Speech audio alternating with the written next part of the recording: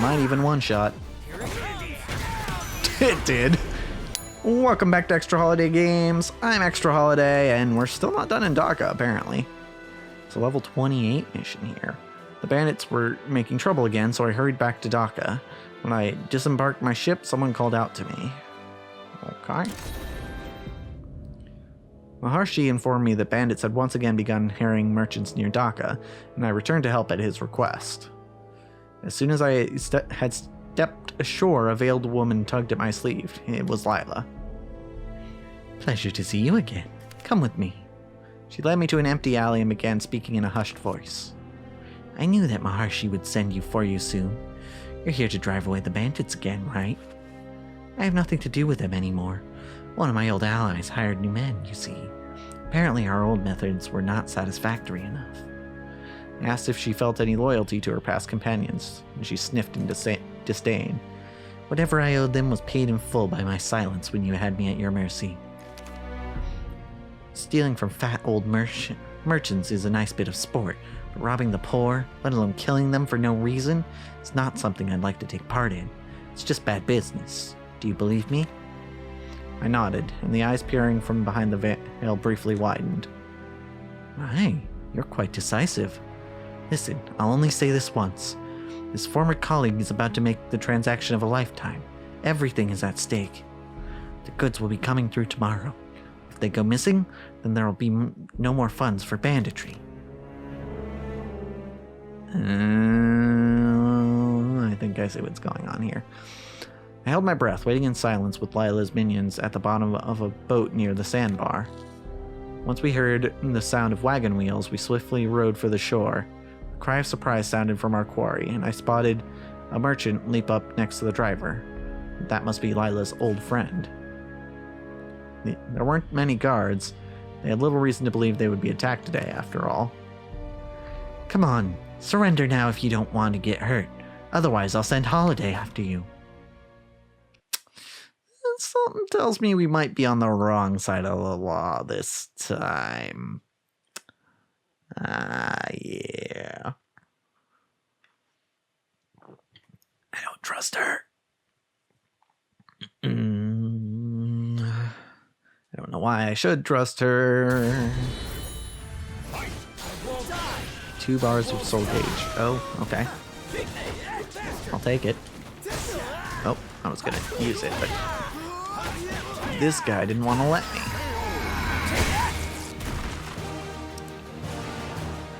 Okay, that's fine. I'll use it on the next one. Granted, I did end up using it. I don't have it anymore, so. Hey, you. Heal me. Oh, wait, I'm not damaged anymore. I guess I don't need to do this, really. Aside from just doing a bunch of damage. Ow, rude. You don't mind.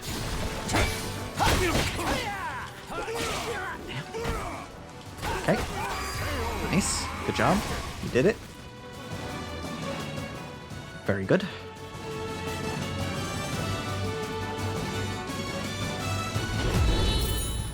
And last bodyguard. Oh. See, if the game had given me an option to not trust her, I wouldn't have, but I guess we're just gonna trust her. Because there was no choice in the matter. Fine, this isn't really an RPG. It kind of is, but it kind of isn't.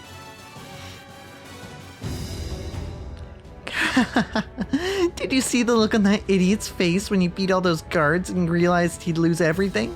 Priceless. Lila laughed gaily as she sat in the driver's seat of the stolen wagon. When she had finished, she glanced over at me. I'm shocked you believe me, my soft-hearted friend. You can inform Maharshi that there will be no more attacks. With that, she gave me a strong shove on the chest, and I tumbled off the wagon and onto the ground. Lila whipped the reins, and the wagon sped away. If Lila could be trusted, then the brigands would not return. The land route would be secure at last. She did escape with the goods she was after, though. In the end, she remained a step ahead of everyone else. That was so easy to read there. Your soul I am disappointed in my character. Oh, well, we finally finished all the missions here. What's in the shop now that this appears to be fully upgraded? Oh, these are not good. Okay, I guess we're moving on then. To Dagon. I don't know. The intrepid merchant Thomas. They associate with a lot of merchants. I happened across a young man arguing with pirates while I was gathering information in a port town. His name was Thomas. Stage is slippery, low attacks do more damage. Okay. Go for lows. Don't throw yourself off the stage. Got it. I was gathering information by the docks when I noticed a sailor staring at the mouth of the harbor. A perturbed look on his face. That merchant ship's in real trouble. I shifted my attention to the harbor, where I saw a European merchant ship on a collision course with the small galley. I asked the sailor why the galley wasn't taking evasive maneuvers. The pilot on that merchant ship is probably in cahoots with the crew of the galley. Truth is, the galley's a pirate ship. Oh, would you look at that? They crashed. What a shame. Both the merchant ship and the galley, despite being heavily damaged by the impact, managed to make it back to the docks without sinking. A young European man stepped off of the merchant ship and was quickly surrounded by a group of brawny men. That was disrespectful of you guys, though I guess we crashed into each other, so we're both at fault. Come to think of it, where is my pilot? Oh, I get it now. He's one of your buddies. He made sure our ships rammed into each other. What the hell did you just say? How dare you accuse us of something like that? Oh my, it looks like I'm in a real pickle, doesn't it? Let's see.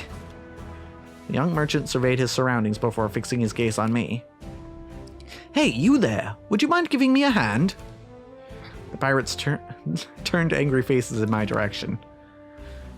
So you're on this guy's side, huh? You're both dead meat. I didn't even say anything, bro. Bruh. But alright, I guess we'll fight. If y'all are so dead set on it. Emphasis on dead.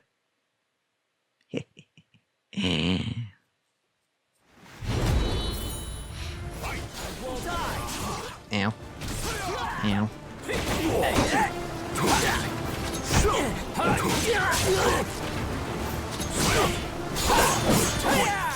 Okay. See, I'm trying to get fancy and do lows, but don't appear to be working.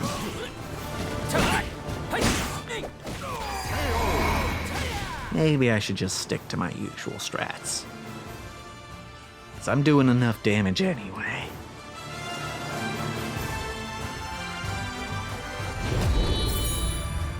Hey, how's it going?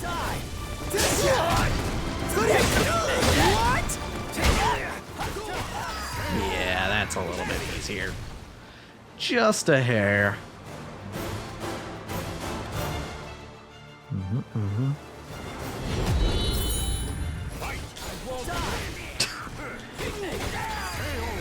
Dunzo. Dunzo.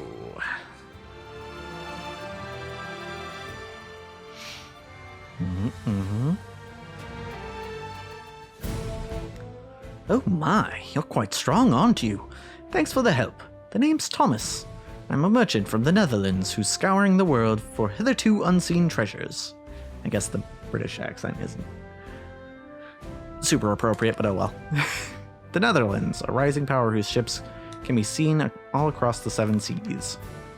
As you can see, my prized vessel isn't fit to sail in its current state.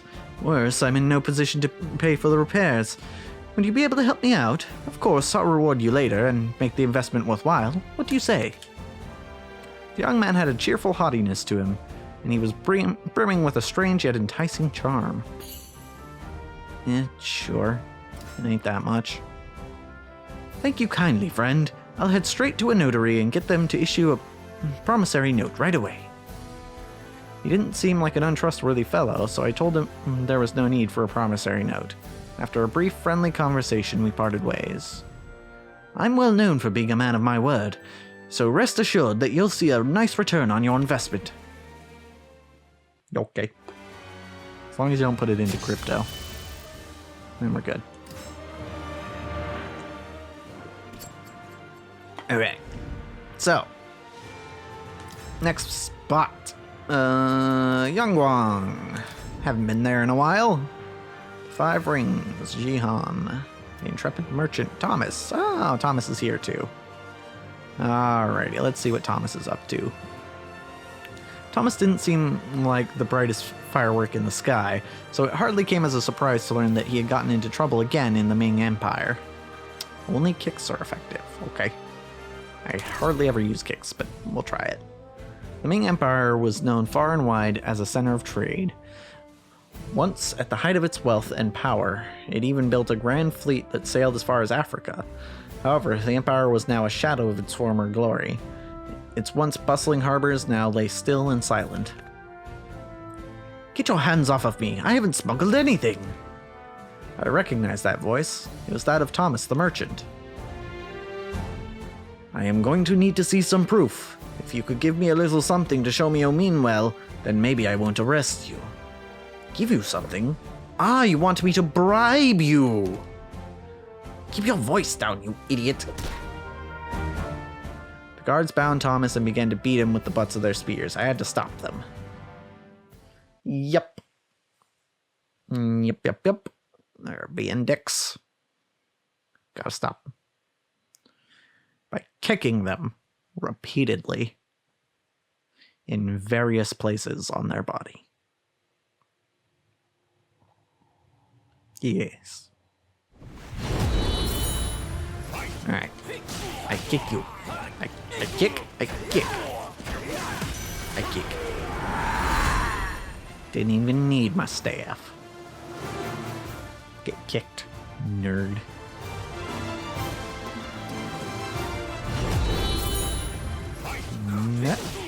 Kick, kick, kick, kick, kick. I want to kick him again.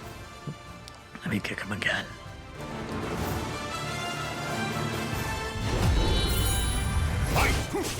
Ow. Rude.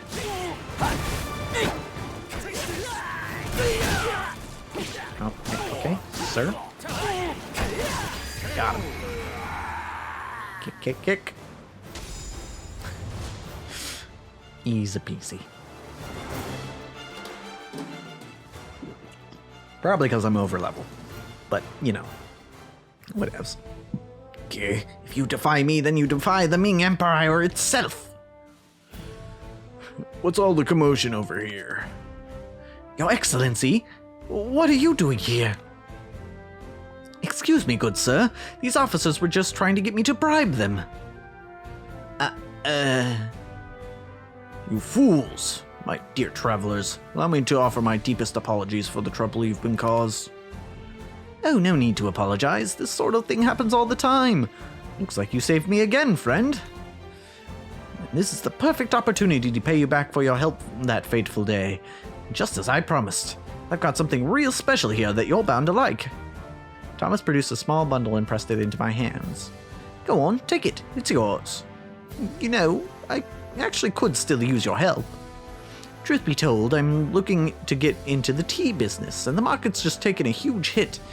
I'd like to buy up as much as I can now while the price is still low. Yeah, sure. Ain't that much money. Wow, I could really corner the market with this much. I'm going to be swimming in profit. Thomas left in high spirits, laughing jovially and beaming in delight.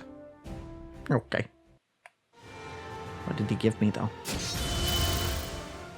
Okay. Oh.